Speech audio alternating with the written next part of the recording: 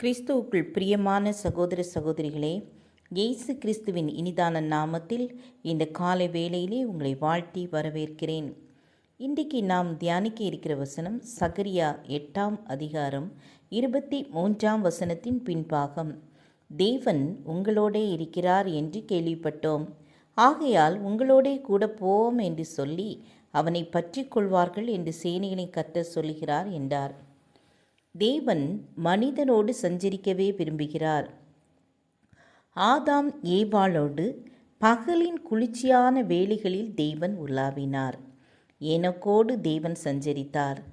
நோவாவோடு தனது பேழையின் திட்டத்தை அளவுகளோடு தெளிவாக பேசினார். மோசேயோடு தேவன் முகமுகமாய் இடைப்பட்டார்.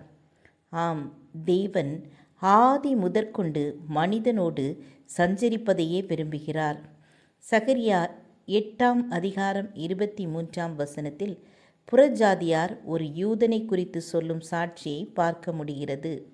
தேவன் உங்களோடு இருக்கிறார் என்று கேள்விப்பட்டோம் என்று புறஜாதியார் ஒரு யூதனை பார்த்து கூறுவதை நாம் காண்கிறோம். தேவன் யாரோடு இருக்கிறார்? மத்தேயு 5ஆம் அதிகாரம் 8ஆம் வசனத்தில் இவ்விதமாய் வாசிக்கிறோம். இருதயத்தில் சுத்தமுள்ளவர்கள் பாக்கியவான்கள், அவர்கள் தேவனை தரிசிப்பார்கள்.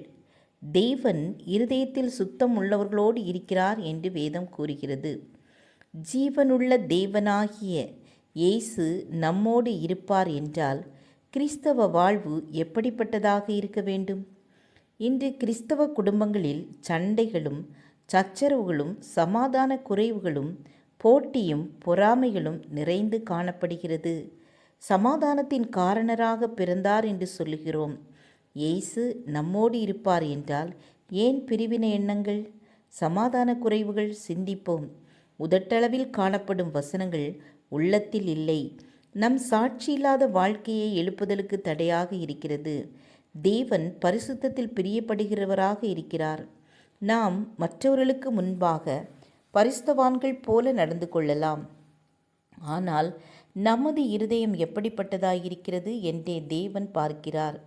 நாம் வெளிப்புறமாக அலங்கரித்து சுத்தமான உடைகளை உடுத்தி வாசனை திரவியங்களை பூசி மிடுக்காக இருக்கிறோம் என்றாவது நமது உள்ளான ஆவிக்குரிய மனிதனின் நிலையை நிதானித்திருக்கிறோமா? இல்லை என்றால் இன்றே நிதானிப்போம். நாம் நல்லவர்களைப் போல பேசும் பாசாங்கு கிறிஸ்தவர்களாயிராமல் சுத்த இருதயத்தை வாஞ்சிக்கிறவர்களாயும் ஒரு சாட்சியுள்ள ஜீவியம் செய்கிறவர்களாயும் இருப்போமாக. ஜெபம் செய்வோம். அன்புள்ள கர்த்தாவே, எங்களின் சாட்சியை எழுப்புதலின் அடையாளம் என்பதை உணர்ந்திட செய்தமைக்காக உமக்கு நன்றி செலுத்துகிறோம். எங்கள் ஒவ்வொருவரையும் பரிசுத்தப்படுத்துங்க.